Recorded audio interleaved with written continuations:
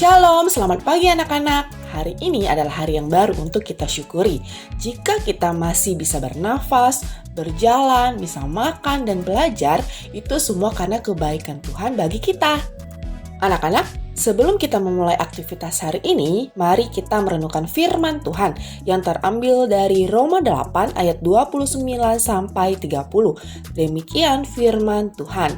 Sebab semua orang yang dipilihnya dari semula, mereka juga ditentukannya dari semula untuk menjadi serupa dengan gambaran anaknya, supaya ia, anaknya itu, menjadi yang sulung di antara banyak saudara. Dan mereka yang ditentukannya dari semula, mereka itu juga dipanggilnya. Dan mereka yang dipanggilnya, mereka itu juga dibenarkannya. Dan mereka yang dibenarkannya, mereka itu juga dimuliakannya.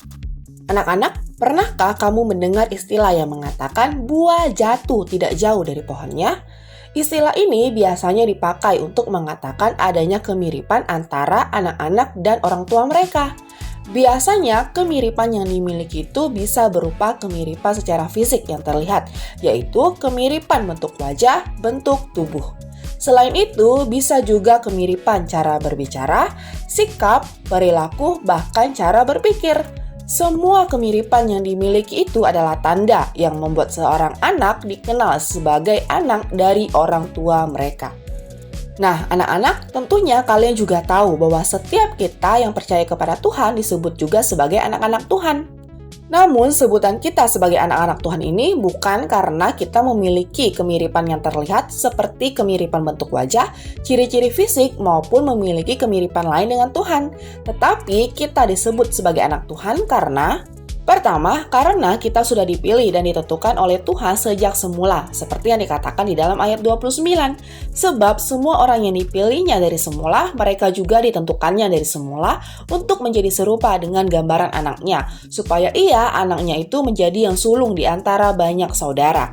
Anak-anak, dalam firman Tuhan yang kita baca hari ini, Rasul Paulus menuliskan bahwa setiap kita adalah orang yang dipilih Tuhan dari semula. Maksudnya, Tuhan menjadikan kita anak-anaknya bahkan sebelum kita diciptakan. Ia menciptakan kita. Ia juga mengenal kita, ciptaannya, dan kita adalah milik kepunyaannya. Tidak hanya itu, Allah juga memilih kita untuk menjadi serupa dengan Tuhan Yesus. Allah mau kita hidup serupa dengan Tuhan Yesus, yaitu mau taat kepada Bapa di sorga, rela berkorban demi untuk kebaikan orang lain, dan yang hidup selalu membagikan kasih dan kebenaran.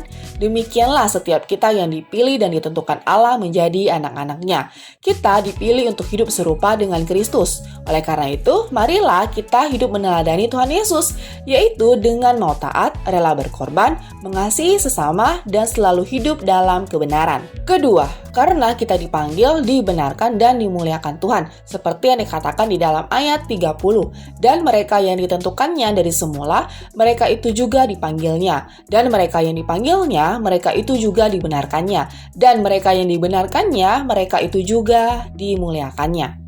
Kata dipanggil berarti diminta datang kepada Tuhan Yesus untuk percaya kepadanya sebagai Tuhan dan Juru Selamat kita. Jika kita menyambut panggilan Tuhan, maka Tuhan akan membenarkan kita.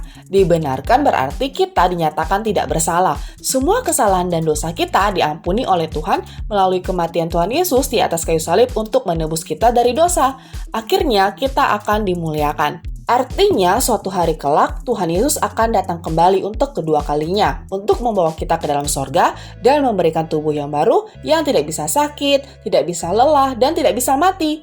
Kita akan hidup bahagia dan mulia bersama Tuhan dan memuliakan Tuhan selamanya. Anak-anak, mari kita belajar hidup serupa dengan Tuhan Yesus. Dimulai menerima Tuhan Yesus sebagai Tuhan dan Juru Selamat kita. Dan selanjutnya belajar menaati Tuhan dengan cara belajar taat kepada perintah orang tua ataupun bapak dan ibu guru di sekolah. Rajin belajar, mau mengasihi teman-teman seperti Tuhan Yesus mengasihi kita, mau memaafkan mereka yang berbuat salah kepada kita, dan mau meminta maaf jika kita telah bersalah atau menyakiti teman kita.